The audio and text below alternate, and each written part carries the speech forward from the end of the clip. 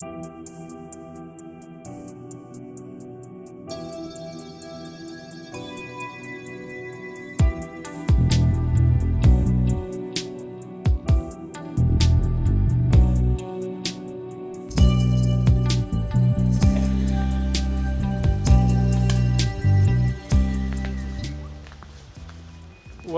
to Alderford Mill in the heart of the Essex countryside.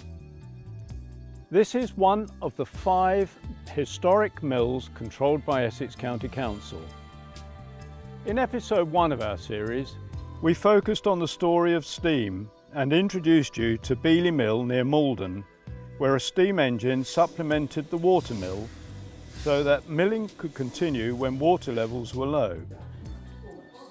In episode 2, we followed the restoration of the stone floor, and in episode 3, we looked at the restoration work on the beam engine and the Hurst frame. But unlike Beeleigh, where so much was destroyed by a catastrophic fire in 1875, Alderford Mill has endured the ravages of time more favourably, and restoration work has been ongoing since 1994. Whereas a lot more work is still required before Beeleigh Mill can produce flour, here at Alderford, flour is milled on open days so the public can view the whole milling process. And that's the reason why we're here today. So let's meet Owen Hawkes, the president of the Friends of Alderford Mill, who can tell us a little more.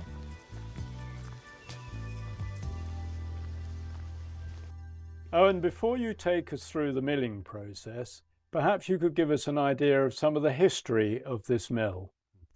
There has been a mill on this site since the Domesday time, probably 2 or 3 mills before one in the early 1500s.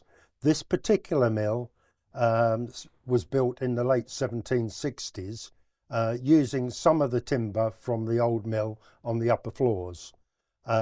Since then, the mill has had 2 alterations, major alterations.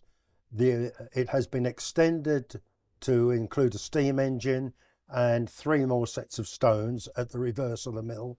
And then in the 1920s, the steam engine was pulled out and an oil engine put in, followed again 10 years later, going over to electric. In all that time, they were producing flour from local wheat and continued doing so during the Second World War. Immediately the war was over, nice white flour became available from grain coming in from the Americas. And so places like this went out of business and went over to animal feedstuffs. And this continued till the 1950s, when the then owner, Peter Rawlinson, decided that he would rather buy and sell and transport grain rather than milling anything else. So then the place was just used as storage.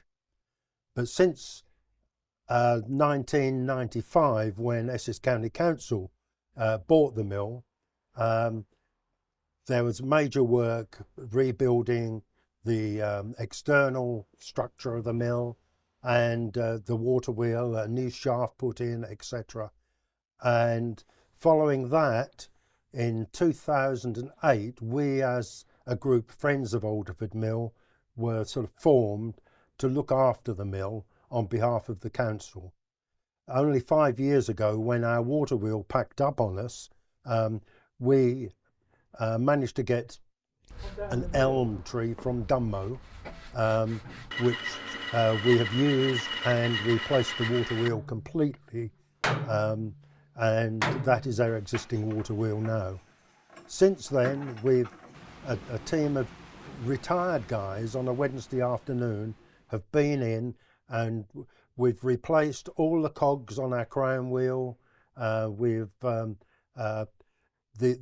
mill furniture, which is just in front of us, that has all been replaced, and lots of other smaller jobs around the place. So quite a checkered history, Owen. Right, so now you're going to take us through the milling process. Where do we start? Well, we start with the water. We've always got to have a good head of water to drive the water wheel. and the water wheel then drives through a gearing system up through the mill to operate various other machinery. But basically it comes through cogwheels that are beneath our feet at the moment, driving the millstones that are in front of us.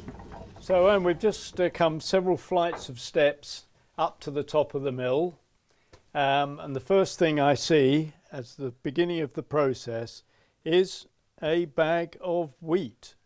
Yes, this is a sample of a bag. The true bag would have been a lot larger than that. It would have been this sort of size, weighing 18 stone, been lifted up here by the sack hoist. Then there would have been a man and a boy carrying the grain, usually with a sack barrow, dropping it into a bin. Right, so these are bins. These are down each side of the stage here. That's right, and they're adjustable size in size according to the amount of grain that the farmer is delivering. Mm-hmm. If these were full up here, there could be 64 tons of grain on this floor. And from the bins, that they drop down through chutes to the millstones which are in the floor below. At the bottom of each of these bins, there is usually just a square hole.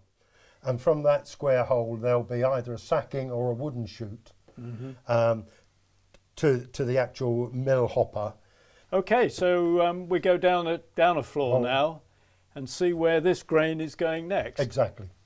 So we've just come down from the bin floor, Owen, to see the next stage of the process. Okay, well, from the bin floor, we have these sacking chutes that will direct the grain from the bin floor into the hopper here. And from the hopper, it drops out into the shoe. And the shoe is vibrated by a damsel through a cord and the spring there. The grain drops down into the centre of the stones, gets milled as it approaches the outside of the stones, and then there is a wiper goes all the way around the outside, dropping the flour down into the chute, which you'll see on the ground floor. So Owen, we've just come down from the stone floor.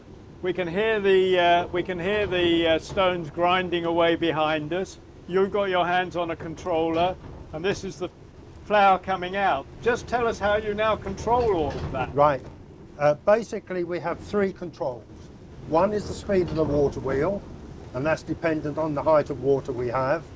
The other is this device, which adjusts the slope of the shoe, which feeds the grain into the centre of the millstones, and this wheel controls the gap between the millstones. We are probably optimum at the moment in that we're getting a mix of part ground and fully ground flour coming out. The miller will be... Can I put my hand there and collect some? Yes, collect some, yeah.